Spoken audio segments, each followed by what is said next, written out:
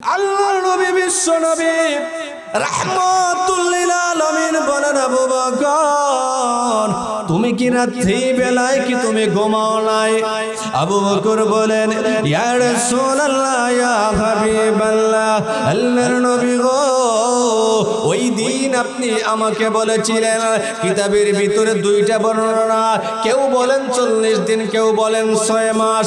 আবু বকর বলেন, ইয়া রাসূলুল্লাহ ইয়া হাবিবাল্লাহ, ওগো নবীজি ওই 6 মাস আগে আপনি যে আমাকে বলেছিলেন আমি আপনার হিজরতের সাথী হব, ওগো নবীজি ওই দিন থেকে নিয়ে আজ পর্যন্ত আমি আবু বকর বিছানার মধ্যে রাত্রি বেলায় বিছানার মধ্যে পিঠ লাগাইয়া ঘুমাই নাই। সুবহানাল্লাহ। আল্লাহর নবী বিশ্ব নবী রাহমাতুল লিল আলামিন বলেন, আবু বকর 6 মাস ধরে রাত্রি বেলায় বিছানায় ঘুমাও নাই কেন রে আবু বকর? আবু বকর বলেন, ইয়া রাসূলুল্লাহ ইয়া হাবিবাল্লাহ, ওগো নবীজি আপনি যখন রাত্রি বেলায় আমার বাড়িতে আইসা এক ডাক দিয়েছেন, আমি যদি ঘুমাইয়া যাইতাম আপনি 1 2 বার 3 বার 4 বার ডাক দিতেন। 2 3 বার 4 বার ডাক দিলে আপনার গলার আওয়াজটা একটু উঁচু হয়ে যাইত।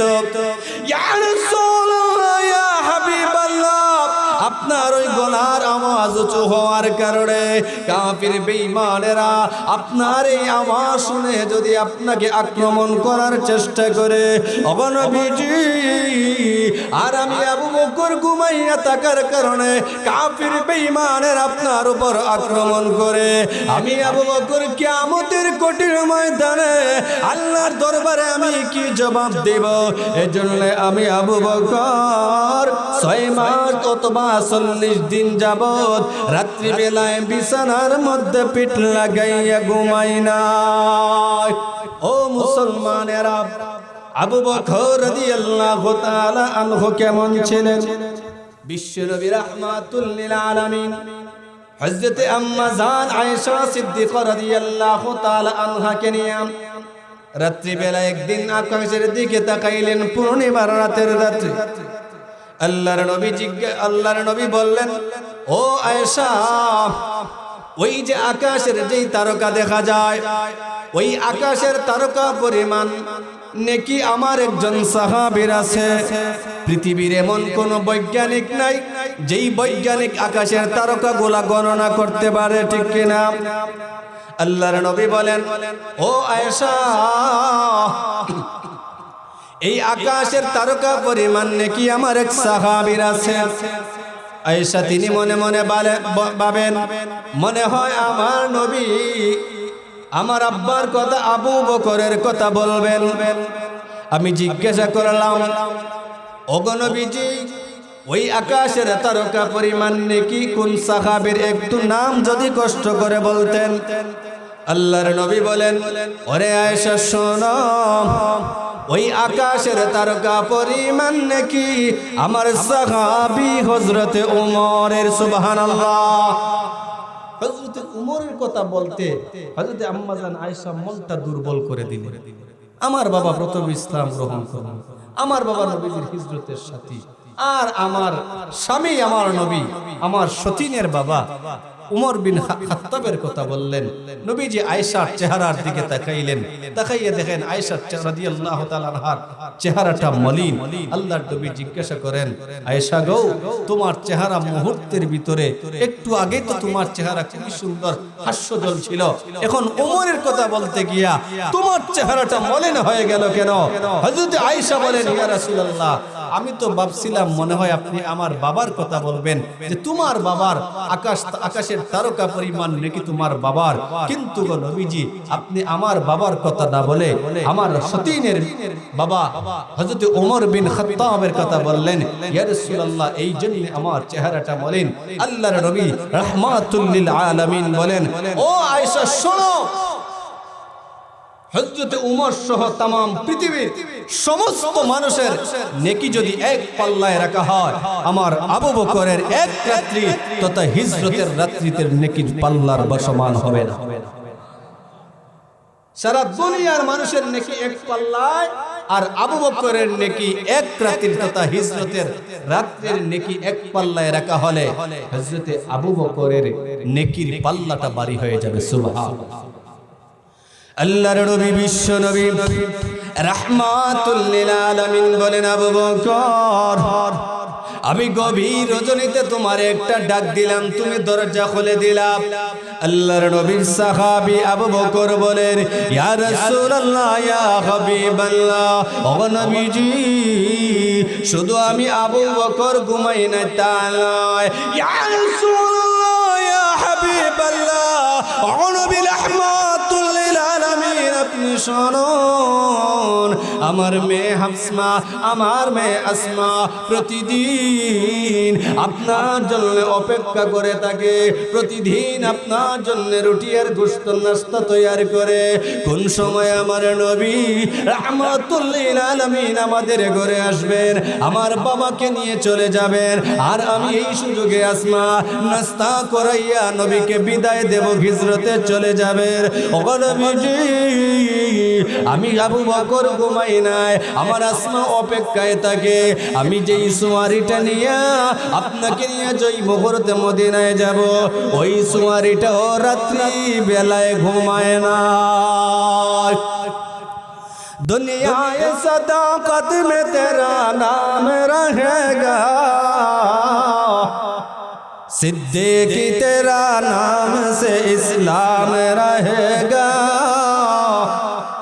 सिद्दीकी तेरा नाम से इस्लाम रहेगा, दुनिया अदालत में तेरा नाम रहेगा, फारूक तेरा नाम से इस्लाम रहेगा, फारूक तेरा नाम से इस्लाम रहेगा, दुनिया सखावत में तेरा नाम रहेगा, उस्मान तेरा नाम से इस्लाम रहेगा, उस्मान तेरा नाम से इस्लाम रहेगा, दुनिया शजाअत में तेरा नाम रहेगा, अली तेरा नाम से इस्लाम रहेगा, अली तेरा नाम से इस्लाम रहेगा। अल्लाहु अकबर। और एक आवाज दे बोलुन ना, अल्लाहु अकबर। ও মুসলমানেরা, আবু বকর এমনিতে আবু বকর এত মর্যাদা লাভ করেন নাই, আমি শুধুমাত্র শানে নজুল বোঝাইতে বলতে গিয়া এই আলোচনা পরে আনবো। তখন আল্লাহর নবী রাহমাতুল লিল আলামিন যেই মুহূর্তে আবু বকরের বাড়ি থেকে ঘর থেকে আবু বকর রাদিয়াল্লাহু তাআলা আনহুকে নিয়া তিনি যখন মক্কা ছেড়ে যখন সুদূর মদিনায় যখন তিনি চলে গেলেন, ওই মদিনায় পৌঁছার পরে মদিনার সমস্ত মানুষেরা এমনকি ছোট্ট ছোট্ট নাবালেগ বাচ্চারা আমার নবী রাহমাতুল লিল আলামিনকে দিয়ে সম্বর্ধনা দেয় আর বলে, তোলা আল বদর আলাইনা বিন সানিয়াতিল ওয়াদা'i ওয়াজাবা শুকরু আলাইনা মাদআ লিল্লাহি দা'ইর। এভাবে যখন সম্বর্ধনা দিয়ে যখন নবীকে যখন তারা মদিনার মানুষেরা যখন তারা রিসিভ করতে লাগলো, আল্লাহর নবী বিশ্ব নবী রাহমাতুল লিল আলামিন মদিনার মানুষের ভালোবাসা দেখে নবীজি চোখ দিয়ে বাচ্চাদের মতো ঝরঝর করে পানি পড়তে আছে। মদিনার মানুষেরা বলে, ও নবীজি, আপনি চোখের পানি ছেড়ে দিয়ে কেন কাঁদলেন? আল্লাহর নবী বিশ্ব নবী রাহমাতুল লিল আলামিন বলেন, ও মদিনার মানুষেরা শোনো রে, আমি এই জন্য কাঁদি, তোমরা কি আমার সাথে মক্কার মানুষের মতো ব্যবহার করবে কিনা? মক্কার মানুষেরা যেই পরিমাণ দুঃখ আর কষ্ট আমাকে দিয়েছিল, তোমরা কি আমার প্রতি সেই রূপ আচরণ সেই রূপ ব্যবহার করবে কিনা?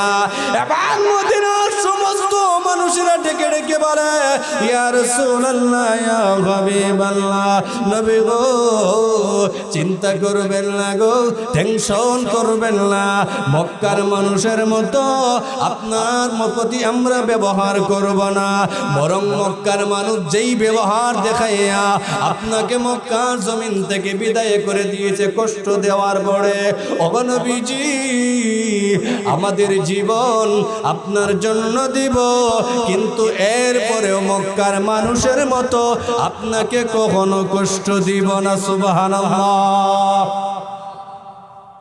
মক্কার মানুষের মতো আপনাকে আমরা কষ্ট দিব না। নবীজি মদিনায় থাকতে লাগলেন, থাকতে থাকতে হিজরির ৬ষ্ঠ নম্বর বৎসর ৬ নম্বর বৎসরে রাসূল সাল্লাল্লাহু আলাইহি ওয়াসাল্লাম প্রতিদিনই ফজরের নামাজ পড়ে সাহাবায়ে কেরাম, আমরা যেভাবে মসজিদে ফজরের নামাজ এবং আসরের নামাজ পড়ে মুসল্লির দিকে তাকাইয়ে তাসবিহ তাহলিল পাঠ করে, রাসূল সাল্লাল্লাহু আলাইহি ওয়াসাল্লাম ফজরের নামাজের পরে সাহাবায়ে কেরামদের কাছ থেকে জানতেন কে কোন স্বপ্ন দেখত, নবীজি তা ব্যাখ্যা দিতেন। এজন্য স্বপ্ন ৩ প্রকার, যেটা আমরা জানি সেগুলোর দিকে আমি যাচ্ছি না। তবে স্বপ্ন যে আমরা অনেক সময় যে স্বপ্নটা দেখি, আমরা কেউ লন্ডনে আছি, কেউ বার্মিংহাম আছি, কেউ আমেরিকায় কানাডায়, কেউ টাকার বস্তার মধ্যে ঘুমাইতেছি, এমন স্বপ্ন আমরা দেখি। কিন্তু এইগুলো স্বপ্ন হলো কাল্পনিক স্বপ্ন, যেগুলো আমরা দিনের বেলায় ঘুমাইবার আগে কল্পনা করি। রহমানের স্বপ্নটা হলো যেটা আল্লাহ প্রদত্ত, সেটার কিছু নিয়ম আছে। বিছানা পাক পবিত্র হতে হবে, ওযু অবস্থায় ঘুমাইতে হবে, ডান কাতে দেখতে হবে। স্বপ্নের সময়টা হলো ফজর এবং তাহাজ্জুদের মধ্যবর্তী সময়। এইরকম কোন সময় দেখা, কিন্তু আমরা তো এগুলো দেখি না, কারণ আমরা তো নাফাক অবস্থায় ঘুমাই। কথা ঠিক কি না? সারা রাত মোবাইল টিপাই, সারা রাত মোবাইল টিপানোর পরে কোন সময় আমার শরীরে কি অবস্থা হয় আমরা একটু ওটার পাই না। কথা ঠিক কি না?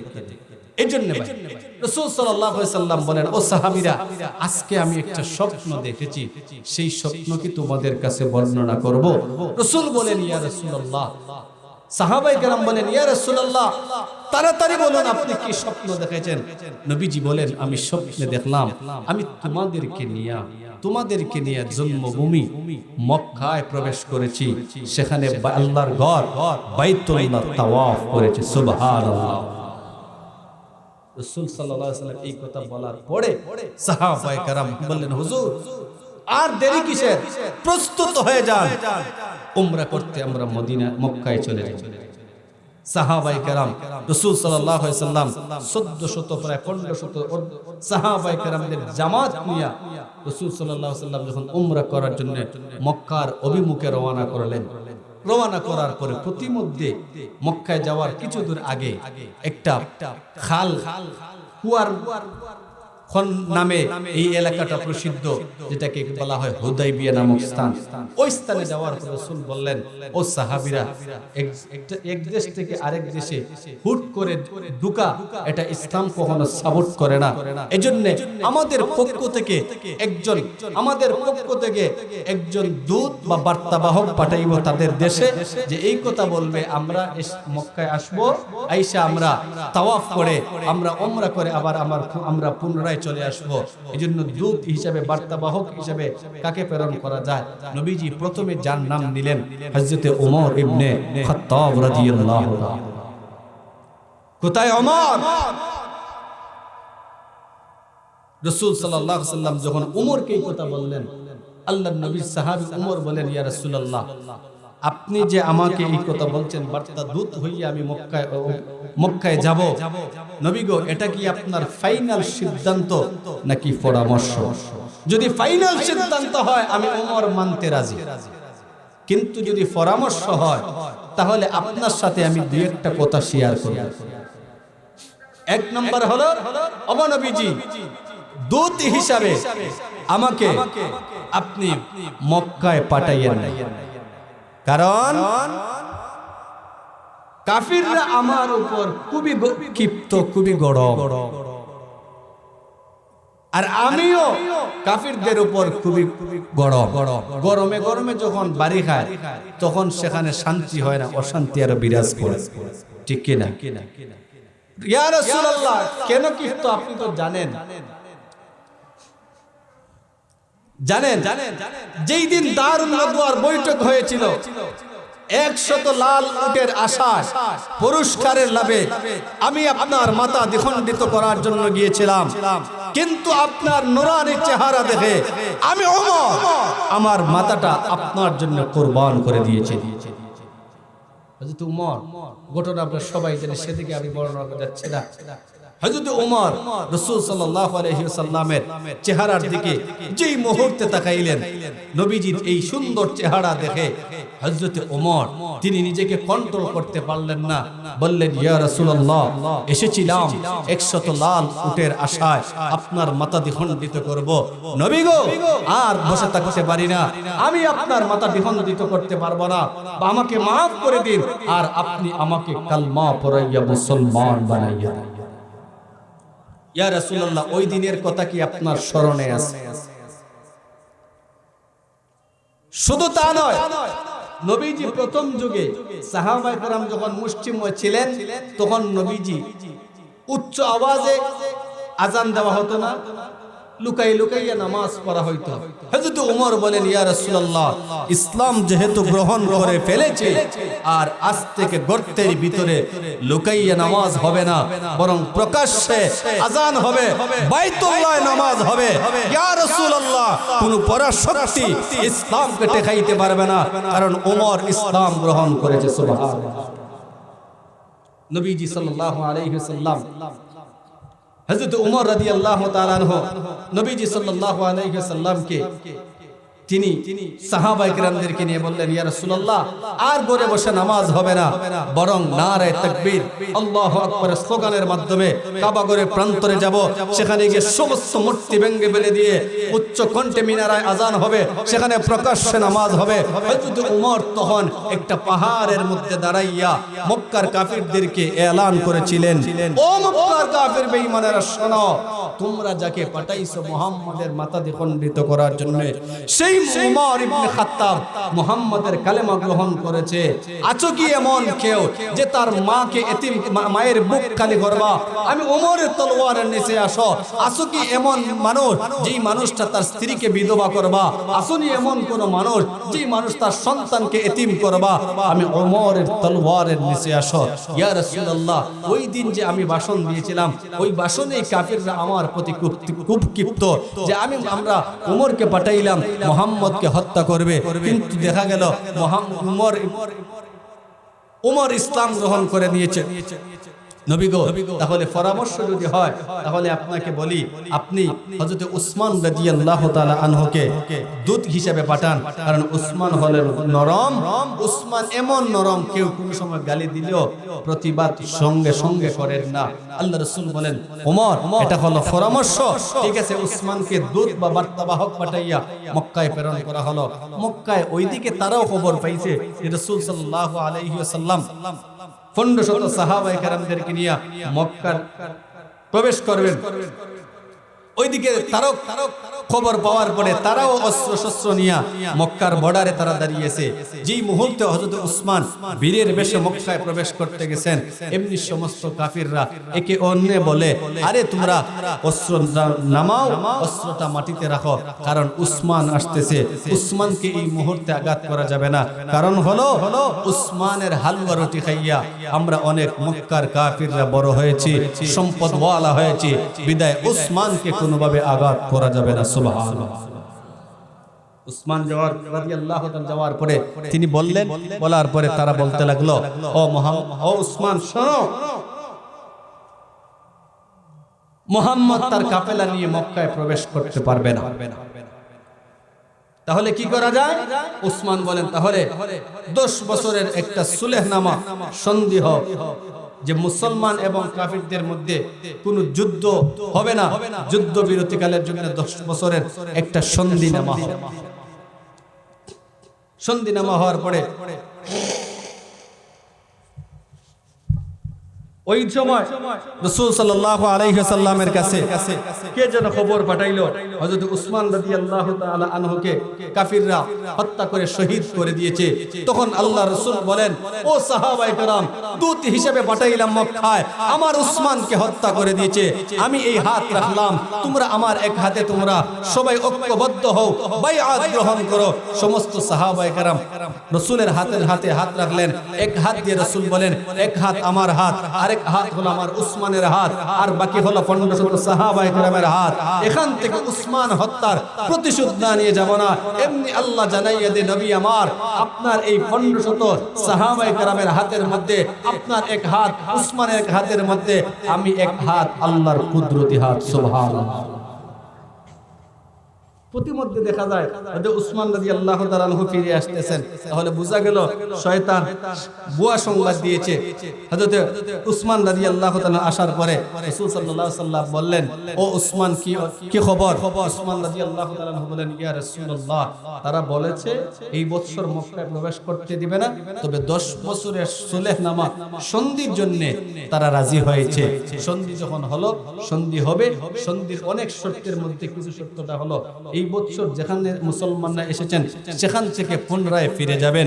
দ্বিতীয়ত হলো আগামী বছর 3 দিনের জন্য আসতে পারবেন, বেশি দিন থাকতে পারবেন না। 4 নাম্বার হলো কোনো অস্ত্র শস্ত্র সাথে নিয়ে আনতে পারবেন না, ডাল হিসাবে প্রতিরক্ষার জন্য একটা তরবারি সাথে রাখা যাবে। এরপরে হলো মক্কা থেকে কেউ মদিনায় গেলে তাকে দ্রুত ফেরত পাঠাইতে হবে, মদিনা থেকে কেউ মদিনায় আসলে তাকে আর ফেরত পাঠানো হবে না। এই সন্ধি, এই সন্ধি বলুন তো, এই সন্ধিগুলা মুসলমানের পক্ষে না বিপক্ষে? মুসলমানের বিপক্ষে। হযরত উমর রাদিয়াল্লাহু তাআলা, তিনি এত বড় সাহাবী, তিনি নিজেকে কন্ট্রোল করতে পারেন না, রাগে চেহারাটা লাল হয়ে গেছে। নবীকে কিছু বলতেও পারেন না, কোনো কিছুই করতে পারেন না, রাগও কন্ট্রোল করতে পারেন না।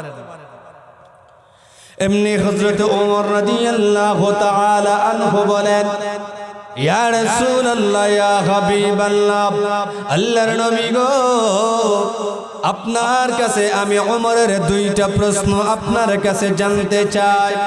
ইয়া রাসূলুল্লাহ, ইয়া হাবিবাল্লাহ, ও আল্লাহর নবী রাহমাতুল লিল আলামিন, আপনার কাছে আমার প্রথম প্রশ্ন হলো, ও নবীজি, আমরা যেই দিন গ্রহণ করে, যে ইসলাম গ্রহণ করেছি, ওই ইসলাম ধর্ম সত্য কিনা আপনার কাছে জানতে চাই। আল্লাহর নবী বিশ্ব নবী রাহমাতুল লিল আলামিন বলেন, আরে ওমর, ইসলাম নিয়ে তোমার ভিতরে কোনো সন্দেহ আছে কিনা?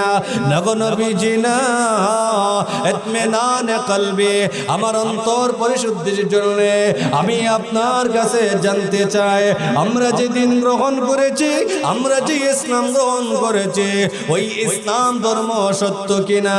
আল্লাহ জানাইয়া দে, ইন্নাদ-দীনা ইনদাল্লাহিল ইসলাম, নিশ্চয় আল্লাহর কাছে মনোনীত ধর্ম হলো, একমাত্র ধর্মের নাম হলো ইসলাম।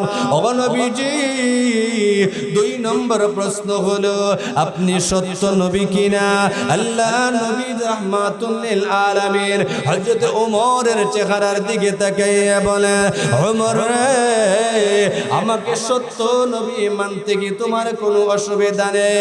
না গো নবীজি, না, ইতমিনান কলবি, আমার অন্তর পরিশুদ্ধির জন্য আমি আপনার কাছে জানতে চাই, আপনি সত্য নবী কিনা? আল্লাহর নবী সত্য নবী নাকি মিথ্যা? এজন্য আল্লাহ রাব্বুল আলামিন নিজেই বলেন, মা কানা মুহাম্মাদুন আবা আহাদিম মির রিজালিকুম ওয়ালাকিন রাসূলুল্লাহি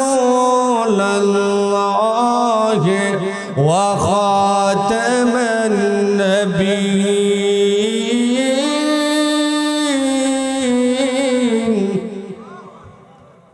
আল্লাহ বলেন মা কানা মুহাম্মাদুন আবা আহাদিম মির রিজালিকুম, মুহাম্মদ তিনি কোন পুরুষের পিতা নন, তিনি হলেন আল্লাহর রাসূল এবং তিনি হলেন শেষ নবী, আল্লাহর নবী, বিশ্ব নবী রাহমাতুল লিল আলামিন। যেই মুহূর্তে হযরত ওমরকে লক্ষ্য করে বলেন, ওমর রে, আমাকে কি সত্য নবী তোমার মানতে কি কোনো অসুবিধা নেই?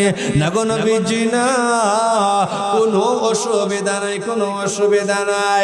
ইয়া রাসূলুল্লাহ, ইয়া হাবিবাল্লাহ, ইসলাম ধর্ম যদি সত্য হয়ে থাকে, আপনি নবী যদি সত্যি হয়ে থাকে, নবী গো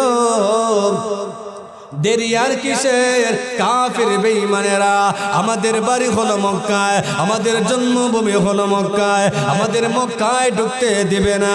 ও নবীজি, যেই সন্ধি, যেই সুলহনামাটা হলো, সমস্ত সন্ধি সুলহনামাটা এটা মুসলমানদের বিপক্ষে, কাফিরদের পক্ষে। ও নবীজি, এটা কখনো আমি ওমর সহ মুসলমানরা কখনো মানতে পারে না। ও নবীজি, একটাবার অনুমতি দিন, আমি ওমরের তলোয়ার দ্বারা বেঈমানদের মাথা দ্বিখণ্ডিত করে দেব। আল্লাহু আকবার। তলোয়ার বাকট হো কেন কল ময়দানে আসির, तलवार बकट हो के नकल मैदान आसीर, दुश्मन के मुकाबिल तो लगा नाराए तकबीर, दुश्मन के मुकाबिल तो लगा नाराए तकबीर। तू मर्द मुसलमान हो, तू मर्द मुसलमान, एक हाथ में तलवार है, एक हाथ में कुरान, एक हाथ में तलवार से एक हाथ में कुरान। बाजू तेरा तौहीद की कुव्वत से कोई है, इस्लाम तेरा देश है तो मुस्तफवी है, इस्लाम तेरा देश है तो मुस्तफवी है। अल्लाहु अकबर। ও মুসলমানেরা, আল্লাহর নবী বিশ্ব নবী রাহমাতুল লিল আলামিন বলেন, ওমর রে, ও ওমর রাগান্বিত হইও না, মেজাজ একটু কন্ট্রোল করো। ওরে ওমর, তুমি দেখতেছো এটা মুসলমানের বিপক্ষে সন্দেহ, আর আমি নবী নবুয়তির চক্ষুর মাধ্যমে দেখতেছি এটা সুস্পষ্ট মুসলমানের বিজয়, এটা মুসলমানের সুস্পষ্ট বিজয়। কিন্তু 10 বছরের সুলহনামা সন্ধি হলো, 2 বছরের মধ্যেই ভেঙে গেল, অর্থাৎ মুসলমানদের বিজয় হলো। মুসলমান যেই কথা বলতেছিলাম, সুলহনামার মধ্যে কাফির এবং মুসলমানদের মধ্যে একটা সুলহ সন্ধিনামা হবে। ওই সন্ধিনামার মধ্যে মুহাম্মদুর রাসূলুল্লাহ হযরত আলী রাদিয়াল্লাহু তাআলা লেখার দায়িত্ব দিয়েছিলেন। তিনি যখন লিখলেন মুহাম্মদুর রাসূলুল্লাহ, তখন কাফিররা আপত্তি জানায়, ও আলী, মুহাম্মদুর রাসূলুল্লাহ সন্ধিতে সুলহনামাতে লেখা যাবে না, কারণ মুহাম্মদুর রাসূলুল্লাহ যদি মানতাম মুহাম্মদকে, তাহলে মক্কায় এত কষ্ট দিতাম না। মুহাম্মদুর রাসূলুল্লাহ যদি মানতাম, তাহলে এত যুদ্ধ বিগ্রহের কোনো প্রশ্নই আসে না, এমনিতেই সমাধান হয়ে যায়। মুহাম্মদুর রাসূলুল্লাহ এটা করতে হবে। হযরত আলী বলেন, যে হাত দ্বারা নবীর নাম লিখেছি, ওই হাত দ্বারা কখনো আমি আলী মুহাম্মদুর রাসূলুল্লাহ করতে পারবো না। আল্লাহর নবী বলেন, আলী, ও আলী, দেও আমার হাতে কলম, আমার হাতে কাগজ, কোথায় লিখেছো? মুহাম্মদুর রাসূলুল্লাহ। আমি রাসূল স্বয়ং নিজে কেটে দিলাম। রাসূল নিজে কেটে দিলেন, মুহাম্মদুর রাসূলুল্লাহ কেটে দিলেন। এমনি আল্লাহ রাব্বুল আলামিন সূরা ফাতাহ নাযিল করে জানিয়ে দিয়েছেন, হে নবী, ইন্না ফাতাহনা লাকা ফাতহাম মুবিনা লিয়াগফিরা লাকাল্লাহু মা তাকদ্দামা মিন যামবিকা ওয়া মা তাআখার। আল্লাহ জানাইয়া দেন, নবী গো, ইন্না ফাতাহনা লাকা ফাতহাম মুবিনা, এটা মুমিনদের জন্য সুস্পষ্ট বিজয়ের ঘোষণা আল্লাহ দিয়ে ধারাবাহিকভাবে ক্রমান্বয়ে আল্লাহর নবী কে আল্লাহ রাব্বুল আলামিন জানিয়ে দেন, হে নবী, কাফিররা কাগজ থেকে 10 বছরের সন্ধি থেকে আপনার নাম মুহাম্মদুর রাসূলুল্লাহ কেটে দিয়েছে।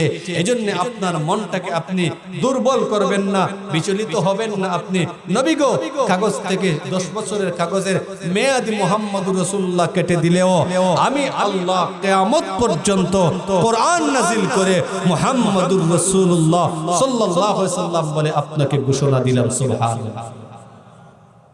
এত সময়ে যেই জিনিসটা বুঝাইতে চাই, এই আসলাম আমার মূল পয়েন্টে। আল্লাহ রাব্বুল আলামিন তখন আয়াত নাযিল করলেন, মুহাম্মাদুর রাসূলুল্লাহ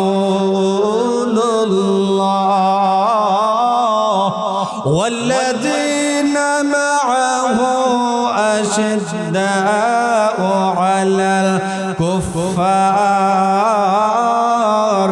রাহমাউ বাইনাহুম তারাহুম রাকআন সুজদান ইয়াবতাগুনা ফাদলাম মিনাল্লাহ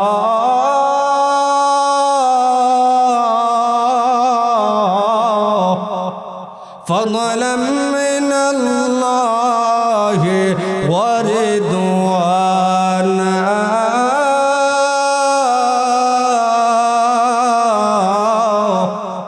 আল্লাহ জানাইয়া দেয় ওগো নবীজি, তারা কাগজের কাগজ থেকে 10 বছরের চুক্তি থেকে মুহাম্মদুর রাসূলুল্লাহ কেটে দিয়েছে।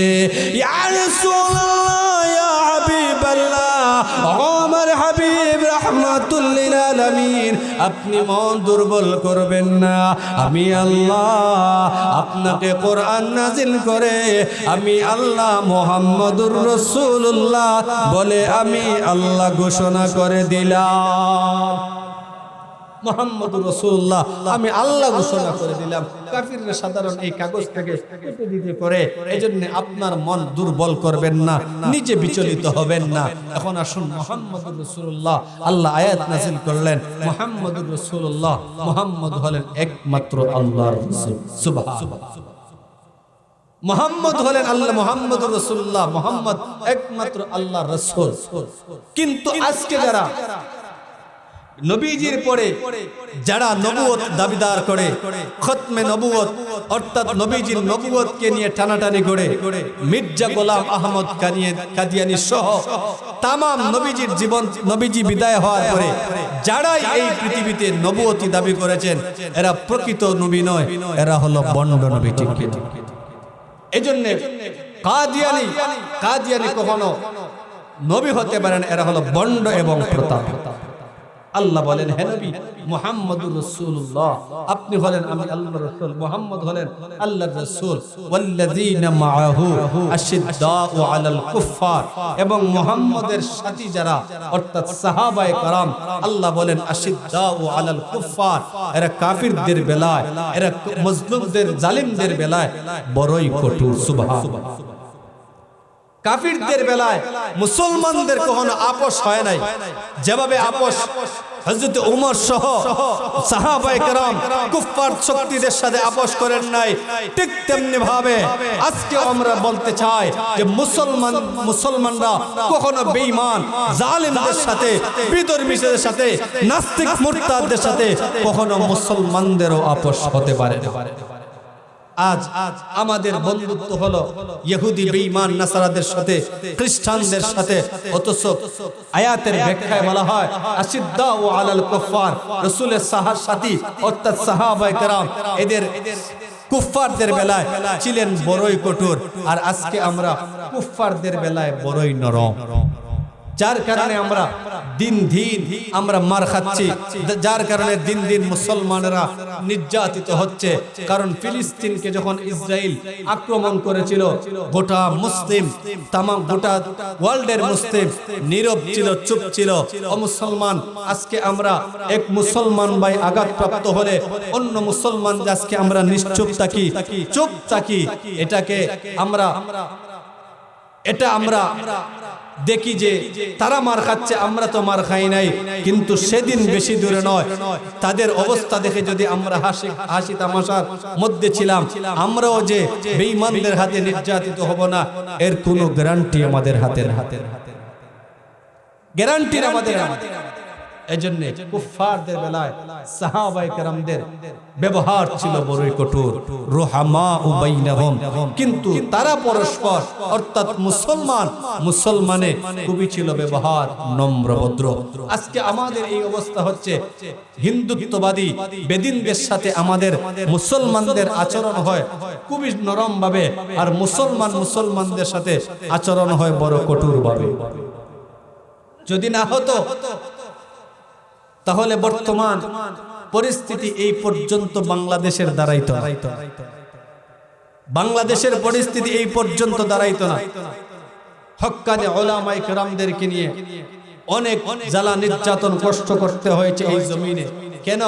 একটাই দোষ ছিল, হকের পক্ষে কথা বলার জন্য, হকের বিপক্ষে, মানবতা ইসলামের বিরুদ্ধে যারা ক্ষমতা চালায় তাদের বিরুদ্ধে কথা বলার একটাই অপরাধ ছিল এই দেশের হক্কানি উলামায়ে কেরামদের। এজন্য ভাই, মুহাম্মদের সাথীদের সাহাবায়ে কেরামদের যদি আচরণ কাফিরদের বেলায় কঠোর হয়, আমাদেরও কাফিরদের বেলায় কঠোর হওয়া চাই। ঠিক কিনা? আরেকটু আওয়াজ দিয়ে বলুন, ঠিক কিনা? কোন সময় কঠোর?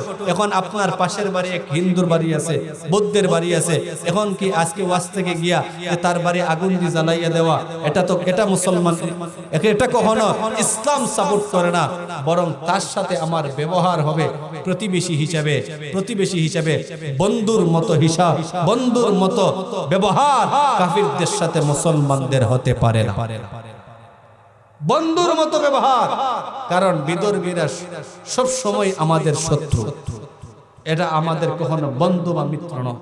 কারণ এক ইসরায়েল যখন ফিলিস্তিনকে আঘাত করে, তাম গোটা ওয়ার্ল্ডের সমস্ত বেঈমানেরা ইসরায়েলের পক্ষ নিয়ে অর্থ দিয়া, টাকা দিয়া, অস্ত্র দিয়া বিভিন্নভাবে সাহায্য করেছে, কিন্তু ফিলিস্তিনের পক্ষে কোনো মুসলমান সাহায্য করে না, মুষ্টিময় কয়েকজন সাহায্য করেছে।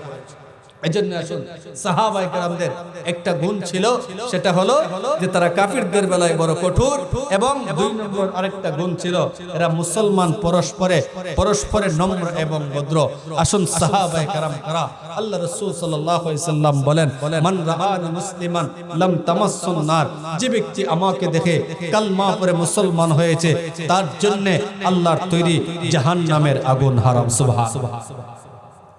সাহাবায়ে কেরাম নিজে ইসলামের জন্য, দ্বীনের জন্য, নবীর জন্য নিজের জীবনটা কুরবান করে দিয়েছেন। এমন অনেক ইতিহাস যেটা আমরা সামান্য আলোকপাত করেছি। উমর রাদিয়াল্লাহু তাআলা আনহু, জি উমর রাদিয়াল্লাহু তাআলা আনহু, তিনি বলেন, একমাত্র অবলম্বন হলো কোরআন গ্রহণ করার কারণে, ইসলাম গ্রহণ করার কারণে আল্লাহ তাআলা আমাকে এত মর্যাদা দিয়েছেন। ইসলাম গ্রহণের আগে এত মর্যাদা আল্লাহ আমাকে দেয়নি। এজন্য ভাই, এজন্য নবীজির আমাদের অন্তরে নবীজির মহব্বত সব সময় থাকা, না কোনো নির্ধারিত মাসে অথবা নির্ধারিত কোনো দিনে, নির্ধারিত কোনো দিন বা মাস নয়, বরং সব সময় আমাদের অন্তরে নবীজির মহব্বত থাকা চাই। এজন্য সাহাবায়ে কেরামদের এক নম্বরই তাদের গুণ ছিল, এরা কাফিরদের বেলায় বড় কঠোর। দুই নম্বর গুণ ছিল, এরা মুসলমানদের বেলায় অর্থাৎ তাদের পরস্পরে তারা বড় নম্র এবং ভদ্র। সাহাবায়ে কেরাম রাদিয়াল্লাহু তাআলা আনহু নবীজিকে কেমন ভালোবাসতেন, নবীজিও সাহাবায়ে কেরামদের কেমন ভালোবাসতেন। রাসূল করিম সাল্লাল্লাহু আলাইহি ওয়াসাল্লাম, একদিনের এক ঘটনা, হযরত রাসূল করিম সাল্লাল্লাহু আলাইহি ওয়াসাল্লাম এমন একজন মানব আল্লাহ তাআলা নবীকে দুনিয়াতে পাঠাইছেন, যিনাকে যার সার্টিফিকেট আল্লাহ দিয়েছেন, ওয়া ইন্নাকা লাআলা খুলুকিন আযীম। আল্লাহ বলেন, আমি আপনাকে মহান আযীম চরিত্র দিয়া আপনাকে দুনিয়াতে প্রেরণ করেছি। একদিন সাহাবায়ে কেরামদের মজলিসে আল্লাহ রাসূল সাল্লাল্লাহু আলাইহি ওয়াসাল্লাম বলেন, ও আমার সাহাবীরা, তোমরা শোনো, আমি যদি তোমাদেরকে ও ইচ্ছাকৃত হোক অথবা অনিচ্ছাকৃত হোক কোনোদিন যদি তোমাদেরকে কোনো আঘাত করে থাকি, তাহলে আজকে দাঁড়াও, এর প্রতিশোধ তোমরা আমার কাছ থেকে নিতে পারো। কোনোদিন যদি তোমাদের আঘাত করেই থাকি, এখানে যদি মাদ্রাসার বড় হুজুর, এলাকার বড় হুজুর যদি বলেন আপনাদেরকে যে ভাই আমিও তো আপনাদেরকে অনেক কষ্ট দিয়েছি, ইচ্ছা হোক অথবা অনিচ্ছা হোক, আজকে দাঁড়াও একজন, দাঁড়াও আপনারা যে আমার প্রতি এর প্রতিশোধ নিবে, কিন্তু আমার বিশ্বাস আপনারা কেউ দাঁড়াইবেন না, বলবেন এই কথা হুজুর আমাকে কষ্ট দিয়েছেন, যাই হোক দিয়েছেন তো দিয়েছেন, এখন হুজুরকে দাঁড়াইয়া প্রতিশোধ নেওয়া, অপমান করা ছাড়া আর কিছু নয়। কিন্তু সাহাবায়ে কেরামের মধ্যে সবাই ছিলেন নিশ্চুপ, কেউ দাঁড়ান নাই, পেছন থেকে একজন সাহাবী দাঁড়িয়ে গেছে, সুবহানাল্লাহ, যার নাম বলা হয় হযরতে আক্কাস রাদিয়াল্লাহু তাআলা। আল্লাহর নবী বিশ্ব নবী রাহমাতুল লিল আলামিন যেই মুহূর্তে বললেন আমি যদি তোমাদের কাউকে ইচ্ছায় হোক অথবা অনিচ্ছায় হোক কোনো কষ্ট দিয়ে তাকে, তাহলে দাঁড়াও, তোমরা আজকে তার বদলা, তার প্রতিশোধ নিয়ে নেবা। সমস্ত সাহাবায়ে কেরাম নীরব রয়ে গেলেন, নীরব বসে গেলেন, কেউ দাঁড়ায় নাই। পেছন দিকে একজন সাহাবী হযরতে আক্কাস রাদিয়াল্লাহু তাআলা আনহু দাঁড়াইলেন, ওগো নবীজি আমি আপনার কাছ থেকে একটা দিনের বদলা নেব, প্রতিশোধ নেব। সাহাবায়ে কেরাম হযরতে আক্কাস রাদিয়াল্লাহু তাআলা আনহুর দিকে তাকাইয়া অবাক হয়ে গেলেন, একে অন্যে বলা বলি করতে লাগলেন, আক্কাস রে কেমন সাহাবী তুই, নবীজি যদি ইচ্ছায় হোক অথবা অনিচ্ছায় হোক কোনো কষ্ট দিয়ে থাকেন, তুমি কেমনে আজকে বদলা নেবে? আরে আক্কাস বদলা নেওয়ার কোনো দরকার নাই, বসে বড়, বসে বড়। সাহাবী আক্কাস রাদিয়াল্লাহু তাআলা আনহু কোনো কথা শুনে না, কারো কথা দিকে কোনো কর্ণপাত দেয় না। এমনি আল্লাহর নবী বিশ্ব নবী রাহমাতুল লিল আলামিন বলেন, আক্কাস রে তুমি কোন দিনের প্রতিশোধ নিতে চাও? আক্কাস রাদিয়াল্লাহু তাআলা আনহু বলেন, ইয়া রাসূলুল্লাহ, ইয়া হাবিবাল্লাহ, ওগো নবীজি আপনি, আমি ওই দিনের বদলা নিতে চাই। এক যুদ্ধের ময়দানে আপনি ছিলেন সেনাপতি, আপনার ঘোড়াটা আগে আগে দৌড়েছিল, অনিচ্ছাকৃতভাবে আপনার ঘোড়ার সাথে আমার সওয়ারিটাও একাকার হয়েছিল। আপনি পেছন দিকে যখন চাবুক দ্বারা আপনার ঘোড়ার উপর যখন আঘাত করেছিলেন, তখন নবী গো ওই চাবুকের আঘাতটা আমি আক্কাসের গায়ে লেগেছিল।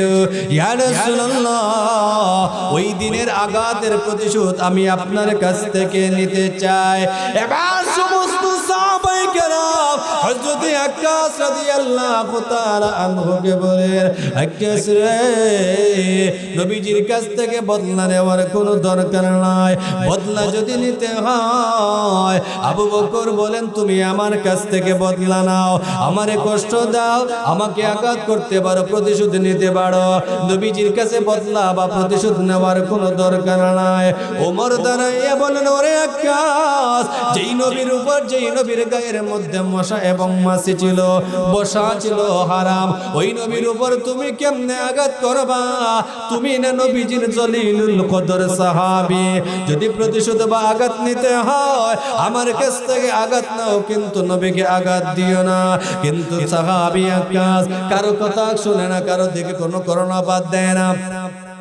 এমনি আল্লাহর নবী বিশ্ব নবী রাহমাতুল লিল আলামিনকে হযরত আক্কাস রাদিয়াল্লাহু তাআলা আনহু বলেন, ইয়া রাসূলুল্লাহ আমি যে জিনিস দ্বারা আঘাত করব ওই জিনিসটা হলো চাবুক, ওই চাবুকটা আপনি আমাকে দিন, যেই চাবুক দ্বারা আপনি আমার প্রতি আঘাত করেছিলেন। এবার বিশ্ব নবী রাহমাতুল লিল আলামিন হযরত বেলাল রাদিয়াল্লাহু তাআলা আনহুকে বললেন, বেলাল রে যাও আমার ঘর থেকে আমার মেয়ে ফাতেমাকে বলবা ওই ঘরে চাবুক রাখা আছে, চাবুক নিয়ে আসো। হযরত বেলাল যখন ফাতেমা রাদিয়াল্লাহু তাআলা আনহার কাছে গিয়া চাবুকটা খুঁজলেন, ফাতেমা রাদিয়াল্লাহু তাআলা আনহা বলেন, ও নবীজির সাহাবী বেলাল এখন তো কোনো যুদ্ধ হয় নাই, যুদ্ধের দামামা বেজে নাই, আমার আব্বা নবীজি তো মসজিদে নববীতে চাবুক দ্বারা কি করবেন, চাবুকের কি দরকার? বেলাল বেলাল রাদিয়াল্লাহু তাআলা আনহু বলেন, যখন ফাতেমা শোনো, নবীজি বলছিলেন সাহাবায়ে কেরামদের মধ্যে কে আছো, আমি যদি তোমাদের কোনো কষ্ট দিয়ে থাকি আজকে তার বদলা নিতে পারো। কিন্তু কেউ দাঁড়ায় নাই। নবীজির একজন সাহাবী আক্কাস দাঁড়ায় আছে নবীজির কাছ থেকে বদলা নেওয়ার জন্য। আর ওই চাবুক, যেই চাবুক দ্বারা নবীজি তাকে আঘাত করেছিলেন, এবার হযরত ফাতেমা রাদিয়াল্লাহু তাআলা আনহা হযরত হাসান আর হুসাইন রাদিয়াল্লাহু তাআলা আনহুমাকে বললেন, কই রে হাসান আর কই হুসাইন, চলো রে মসজিদে নববীর বারান্দায়। মসজিদে নববীর বারান্দায় যখন যাওয়া হলো, হযরত আক্কাস রাদিয়াল্লাহু তাআলা আনহার হাতে যখন চাবুকটা দেওয়া হলো, এবার নবী বলেন, আরে আক্কাস, ওই দিনের বদলা নিতে পারো যেই দিন তোমাকে আমি আঘাত করেছিলাম। আল্লাহর নবীর সাহাবী হযরত আক্কাস রাদিয়াল্লাহু তাআলা আনহু বলেন, ইয়া রাসূলুল্লাহ, ইয়া হাবিবাল্লাহ, ও নবীজি, যেই দিন আপনি আমাকে চাবুক দ্বারা আঘাত করেছিলেন ওই দিন ছিলাম আমি, আমার শরীরের মধ্যে কোনো কাপড় ছিল না, কোনো কাপড় ছিল না। আপনার গায়ে তো কাপড় দেখা যায়, আপনার গায়ে কাপড়। ইয়া রাসূলুল্লাহ, ইয়া হাবিবাল্লাহ, আপনার কাপড়টা আপনি খুলুন, আপনার জামা মোবারক খুলুন, আপনার শরীরের মধ্যে জামা যেন থাকে না। আল্লাহর নবীর সাহাবী এই কথা বলার পরে সমস্ত সাহাবায়ে কেরামদের মজলিসে কান্নার রোল পড়ে গেল। আর বলতে লাগে, আরে আক্কাস, তুমি না নবীর সাহাবী, তুমি কেমনে নবীকে আঘাত করবা? কান্নার রোল পড়ে গেল। আল্লাহর নবী, বিশ্ব নবী রাহমাতুল লিল আলামিন ডেকে ডেকে বলেন, আরে আক্কাস শোনো, আমার সাহাবায়ে কেরামদের মধ্যে, আমার সাহাবায়ে কেরামদের মাঝে আমাকে রেখে তুমি আঘাত করলে আমার সাহাবায়ে কেরাম বরদাস্ত করতে পারবে না। চলো রে সাহাবী আক্কাস, আমার ঘরে চলো, আমার হুজরায় চলো। আল্লাহর নবী বিশ্ব নবী রাহমাতুল লিল আলামিন যেই মুহূর্তে আক্কাস রাদিয়াল্লাহু তাআলা আনহুকে নিয়া ওনার ঘরের হুজরায় যখন চলে গেলেন, নবীজি যখন গা থেকে যখন কাপড়টা খুলে নিলেন, এমনি আক্কাস রাদিয়াল্লাহু তাআলা আনহু চাবুকটা মাটিতে রেখে দিয়া নবীজিকে জড়াইয়া ডেকে ডেকে বলে, ওগো নবীজি, আপনি কিভাবে ভাবলেন গো, আপনি কিভাবে ধারণা করলেন আমি আক্কাস আপনার কাছ থেকে বদলা নেব? ইয়া রাসূলুল্লাহ, আপনি কিভাবে ধারণা করলেন আপনার কাছ থেকে আমি বদলা নেব? ওগো নবীজি, এত কিছু মূল ঘটনার একটা কারণ আছে। ওগো নবীজি, আপনার দুই কাঁধের মুবারকের মধ্যে দুইটা মোহরে নবুয়তের সিল আছে। ওগো নবীজি, আপনার কার শরীর থেকে যদি আপনার জামা যদি না খোলেন, আপনার ওই মোহরে নবুয়তের সিল দেখা যায় না। হযরত আক্কাস রাদিয়াল্লাহু তাআলা আনহু নবীজির কাপড় সরানোর পরে আক্কাস রাদিয়াল্লাহু তাআলা আনহু নবীজির দুই মোহরে নবুয়তের সিলের মধ্যে চুমু দিলেন। আর চুমু দিতে লাগলেন আর বলতে লাগলেন, ইয়া রাসূলুল্লাহ, আপনি নিজেই তো বলছেন যে এই মোহরে নবুয়তের সিলে যারা চুমু খাবে তার জন্য জাহান্নামের আগুন হারাম হয়ে যাবে। এবার বিশ্বনবী রাহমাতুল লিল আলামিন বলতে লাগলেন, আউজাবাত, আমার আক্কাসের জন্য আল্লাহর তৈরি জান্নাত ওয়াজিব হয়ে গেছে। ওইদিকে সাহাবায়ে কেরাম মসজিদের মধ্যে তারা বলতে আরম্ভ করলো, আক্কাস গেল নবীজিরকে প্রতিশোধ নেওয়ার জন্য। নবীজির জবান থেকে বলে, আউজাবাত, আক্কাসের জন্য আল্লাহর তৈরি জান্নাত ওয়াজিব হয়ে গেছে। কি ঘটনা বুঝলাম না। নবীজি জানাইয়া দিলেন, সাহাবীরা শোনো, আমার আক্কাস আমার শরীরের মোহরে নবুয়তের চুমা খাইয়া তার জন্য আল্লাহর তৈরি জান্নাত ওয়াজিব করে দিয়েছে।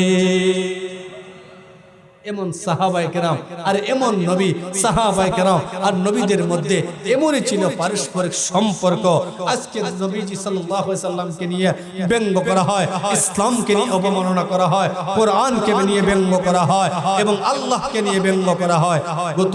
গত দিন মনে হয় গেছে কাল এক বাউল সরকারের প্রশাসন গ্রেফতার করেছে, যারা সোশ্যাল মিডিয়ায় দেখেছেন। সে বলে আল্লাহকে নিয়ে ব্যঙ্গ করেছে কি? সে বলে যে আল্লাহ এক মুখে কত কথা বলে, নাউজুবিল্লাহ। আল্লাহ বলেছেন, নবীজির হাদিস থেকে সে রেফারেন্স দিতেছে, আউয়ালু মা খালাকাল্লাহু বিল কালাম, আউয়ালু মা খালাকাল্লাহু বিনূরিহি, আউয়ালু মা খালাকাল্লাহু বিআরশিহি, আউয়ালু মা খালাকাল্লাহু বিরূহিন। আল্লাহ বলেন যে আমি প্রথমে সৃষ্টি করেছি কলম, প্রথমে সৃষ্টি করেছি লৌহ, প্রথমে সৃষ্টি করেছি কলম, প্রথমে সৃষ্টি করেছি রূহ। এক মুখে তিনি কত কথা বলেন। এই কথা এবং এমন কুরুচিপূর্ণ কথা বলেছে, সেই বাউল সরকার তাকে প্রশাসনিক গ্রেফতার করেছে। ঠিক তেমনি ভাবে এভাবে কত মানুষ নব্য নাস্তিকরা আল্লাহ এবং কোরআন রাসূলকে নিয়ে ব্যঙ্গ করে। আমরা সেই নবীর উম্মত, যেই নবী দুনিয়াতে এসে আমাদের জন্য কেঁদেছেন, দুনিয়ার জমিনে আমাদের জন্য কষ্ট করেছেন। এই জমিনে ইসলাম এভাবে প্রতিষ্ঠা হয় নাই, এই জমিনে ইসলাম প্রতিষ্ঠিত হয়েছে সাহাবায়ে কেরামদের রক্তের বিনিময়ে। আর আমরা গোটা সিলেটবাসী ইসলাম পেয়েছি মুজাররদ ইয়ামানে শাহজালালের কারণে। ঠিক কি না? এজন্য ভাই, যখনই কোনো নাস্তিক মুরতাদ বেঈমানেরা ইসলাম এবং মুসলমানের উপর আঘাত করবে, নবীজির ভালোবাসা দিয়ে না, নবীজির ভালো এশকার ভালোবাসার মাধ্যমে আমরা দেখাইয়া দেব যে আমরা নবীজির জন্য জীবন দিতে প্রস্তুত। সাহাবায়ে কেরামদের অসংখ্য অগণিত ঘটনা আছে যে নিজের জীবন বাজি রেখে, নিজের আওলাদ, নিজের সন্তানকে বাড়ি করে এতিম করে রেখে দিয়া নবীজির জন্য, ইসলামের জন্য জীবন কোরবান দিয়েছেন। কখনো কোনোদিন পেছনের দিকে তাকান নাই, আমার সন্তান কিভাবে থাকবে, আমার স্ত্রী কিভাবে থাকবে, আমার সন্তান, আমি দুনিয়া থেকে বিদায় হয়ে গেলে সন্তান কিভাবে খাবে। অর্থাৎ নিজের জীবন বাজি রেখে ইসলামের জন্য, নবীর জন্য দিয়েছেন। তারাই হয়েছিলেন সাহাবায়ে কেরাম, সত্যি খাঁটি আশিকে রাসূল। আজ 1400 বছর পরে, 1500 বছর পরে কোন কাফির বেঈমান মুসলমানদের নবীকে নিয়ে যদি ব্যঙ্গচিত্র করে, কাদিয়ানীরা যদি নবীজির খতমে নবুয়তকে নিয়ে যদি দাবিদার মনে করে, তাহলে আমরা ওই সমস্ত বেঈমানদের মোকাবেলা করতে প্রস্তুত আছি তো ইনশাআল্লাহ। আল্লাহ আমাদের প্রত্যেককে নবীর দ্বীনের জন্য, নবীজির ভালোবাসায়, আল্লাহ রাস্তায় নিজের জীবন কুরবানি করার তৌফিক, আল্লাহ শাহাদাতের তামান্না আল্লাহ আমাদেরকে দান করুন। সবাই বলুন আমিন।